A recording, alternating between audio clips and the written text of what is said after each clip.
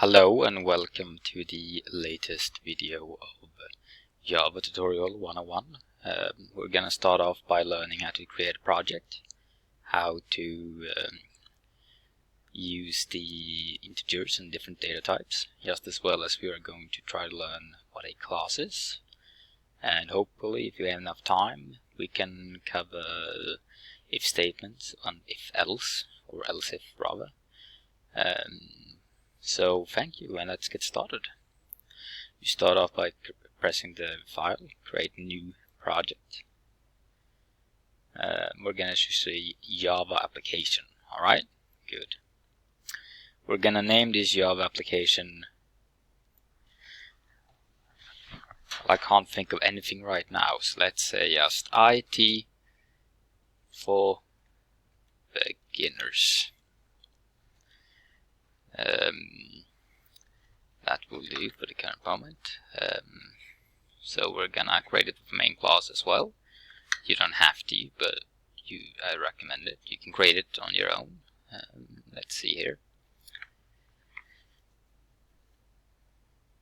Alright, now we have created our first IT for beginner project.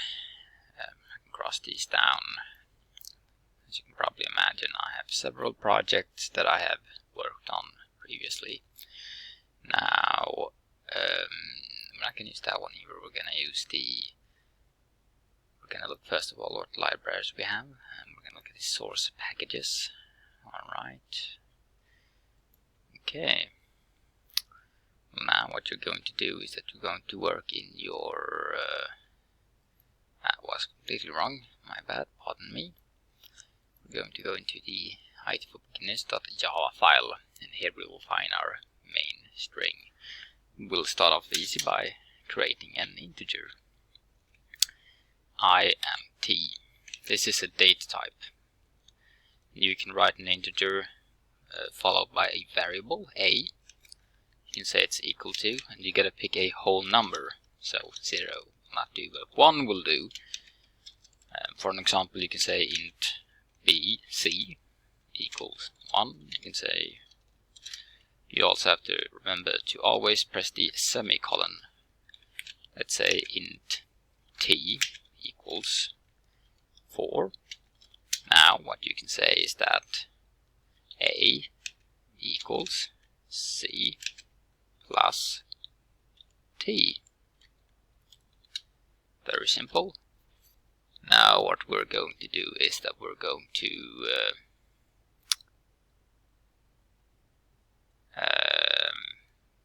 have to display this using the let's see here, it's not system. Now we're gonna create a class on the app.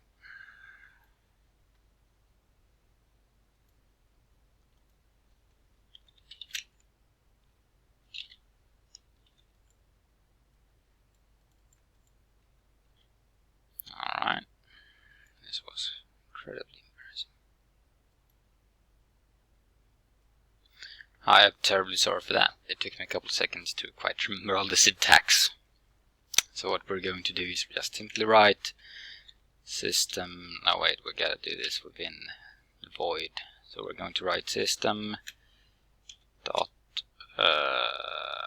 out dot print line.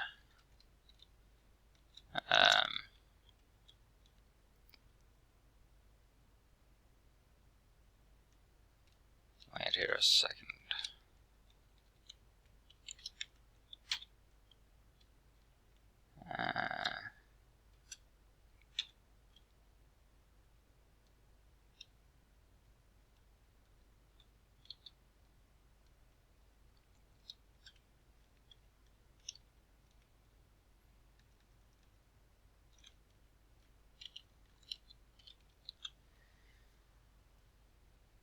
So now we're going to have to move this due to scope.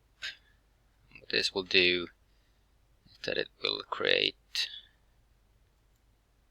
a very simple 6 if I know math. I clearly don't know, sorry. If I write like this, it's going to turn out 6. My bad, sorry. Now what you see here right here is called operators, and what they do is pretty simple, but let's move on. And then we can write if a, then we can say is less than 6. So if it's 5, we can say something in terms of a equals 6, and then we can say that it will print out this term. So this is a very simple program. It's very easy to do, no worries. You do not have to think about it at all. So right now it will say, if we remove this, this operator means that this result, the value in this variable and the value in this variable gets pushed into this variable. So it's kind of like a equals, or rather a plus equals c plus t. So a becomes c plus t. Why the reason we need this is because if we were to write something like a plus c plus t, that will not make any sense. However, we can of course write a equals a plus c plus t. This is just as well acceptable, but of course I did not use it for this valuable very example. Now that we look, this will turn out to become 5, which means that it will go down here and say if a is greater or less than, no wait, that's not less than, goddamn same. Yes, if a is lesser than 6, it will go down, because it will be lesser than 6, because it will be 5. It will go down, it says a equals 6, and then it will go down and say system out, print line, hey. And let's try this, yeah. Let's try this once. Alright, so now we're going to look at a lot later episode on the debugger, but for the current moment, this is quite how A works. If you quite understand what I'm trying to explain here. But just for the example of it, let's go down here, try something fun. Let's say, I will explain this later, I'll just fix this up a little bit. Now you can choose where you put your brackets.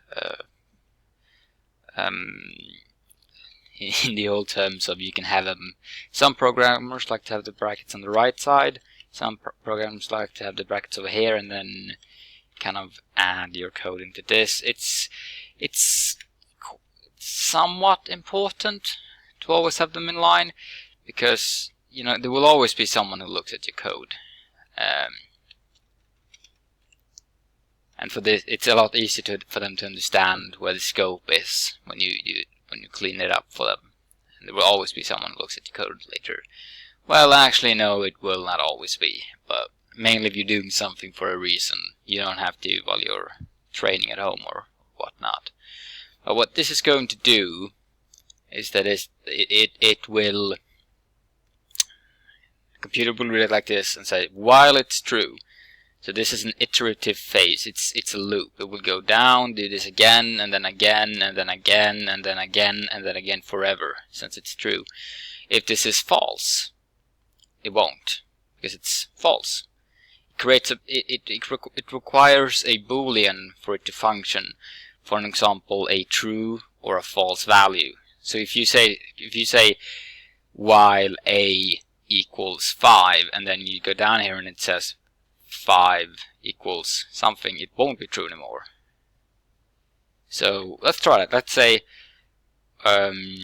let's create. I'll go up here, create a variable called int. Let's call it example. Example. I'd say example equals 1. Alright. While example is less than 3, it will pull this loop. So let's just say here, and this is the reason why we have the plus equal operator. So I can say example plus equals 1. So now every time it goes down here, it's going to go down and say example equals 1 more. So now it's going to be do, and it goes down and says example equals 3, and then this will stop. So let's try this. Let's see what's going to happen. Well, actually, it will be pointless. Let's go down here.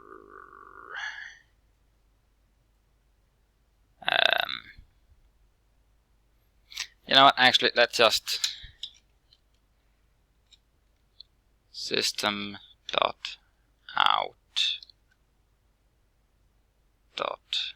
print line, and let's say we're going to use example, the value of example. I'm screaming about something, I don't know what, and I, to be honest, do not care what it screams about, but let's try it. Or actually, let's do this first of all. Example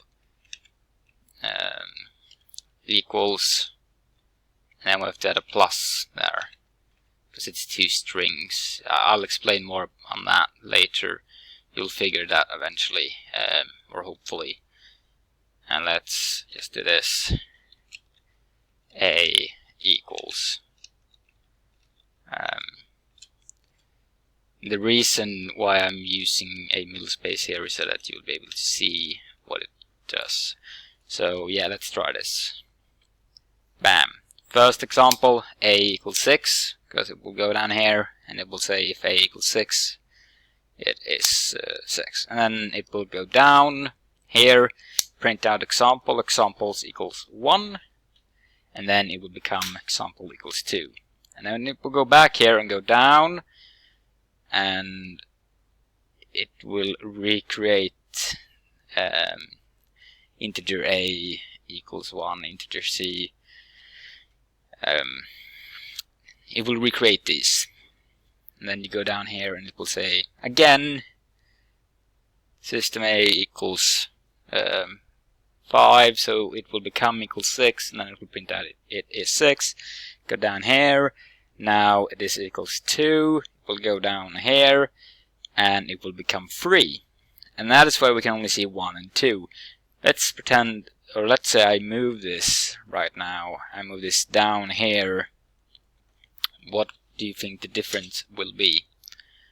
Let's try it again. Now it says 2 and 3. So, you know, programming is all about experimentation, and that is what I recommend to do to learn more and more. And it's actually quite simple. It's very easy. You know, it's just integers, ifs, else statements. You know, multidimensional arrays. It's very simple.